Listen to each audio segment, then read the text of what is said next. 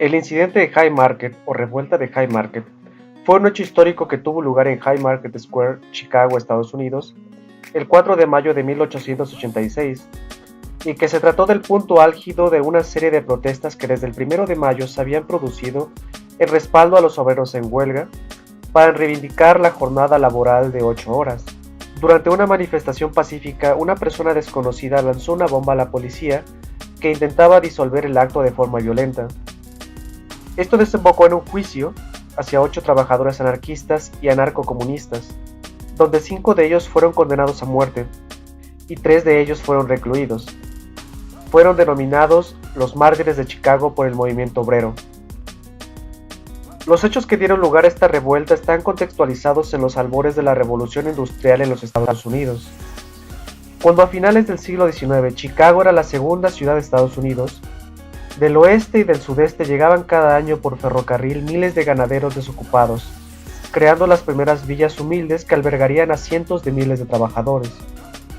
Además, estos centros urbanos acogieron a inmigrantes venidos de todo el mundo a lo largo del siglo XIX. Una de las reivindicaciones básicas de los trabajadores era la jornada de 8 horas, el hacer valer la máxima 8 horas para el trabajo, 8 horas para el sueño y 8 horas para la casa. En este contexto, se produjeron varios movimientos. En 1829 se formó un movimiento para solicitar a la legislatura de Nueva York la jornada de 8 horas. Anteriormente existía una ley que prohibía trabajar más de 18 horas, salvo en caso de necesidad. Si no había tal necesidad, cualquier funcionario de una compañía de ferrocarril que hubiese obligado a un maquinista o fogonero a trabajar jornadas de 18 horas diarias debía pagar una multa de $25. En 1886, el presidente de Estados Unidos, Andrew Johnson, promulgó la ley llamada Ingersoll, estableciendo las 8 horas de trabajo diarias. Al poco tiempo, 19 estados sancionaron leyes que permitían trabajar jornadas máximas de 8 y 10 horas, aunque siempre con cláusulas que permitían hacer trabajar a los obreros entre 14 y 18. Las condiciones de trabajo eran similares y las condiciones en que se seguía viviendo eran insoportables. Como la ley Ingersoll no se cumplió, las organizaciones laborales y sindicales de Estados Unidos se movilizaron.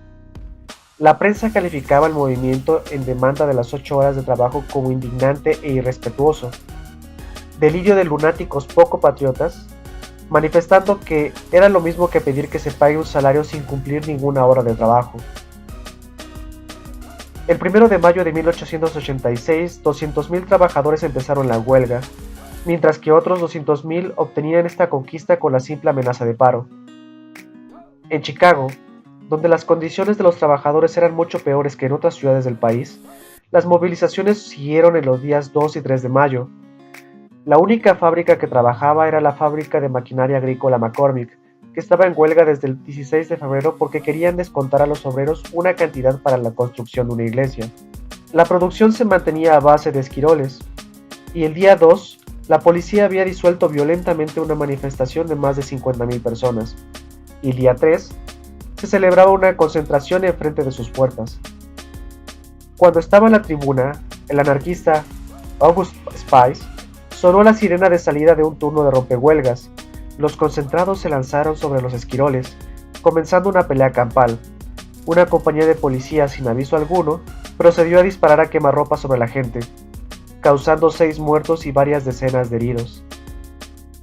El 4 de mayo a las 21:30, el alcalde, quien había estado presente en el acto de Haymarket Square para garantizar la seguridad de los obreros, dio por terminado pero él mismo siguió con una gran parte de la concurrencia, más de 20.000 personas.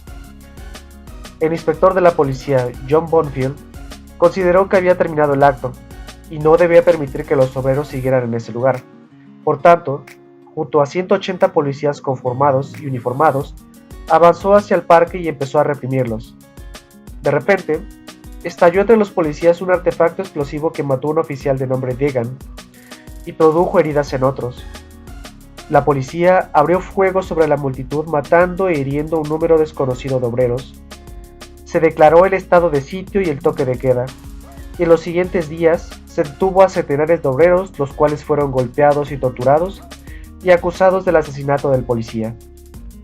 El 21 de junio de 1886, se inició la causa contra 31 responsables, siendo luego reducido el número a 8.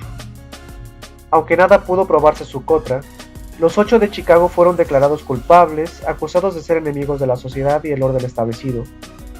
3 de ellos fueron condenados a prisión y 5 a la horca. A finales de 1886, varios sectores patronales accedieron a otorgar la jornada de 8 horas a varios centenares de miles de obreros. El éxito fue tal que la Federación de Gremios y Uniones Organizadas expresó su júbilo con estas palabras: "Jamás en la historia de este país ha habido un levantamiento tan general entre las masas industriales. El deseo de una disminución de la jornada de trabajo ha impulsado a millones de trabajadores a afiliarse a las organizaciones existentes". Posteriormente, este hecho dio lugar a la conmemoración del 1 de mayo, originalmente por parte del movimiento obrero, y actualmente está considerado como el Día Internacional de los Trabajadores en la gran mayoría de los países del mundo. Dos notables excepciones, Estados Unidos y Canadá, celebran el Labor Day el primer lunes de septiembre. Y cuéntame, ¿tú qué piensas de este movimiento? ¿Crees que triunfó? ¿Crees que las cosas han cambiado? Te leo más abajo.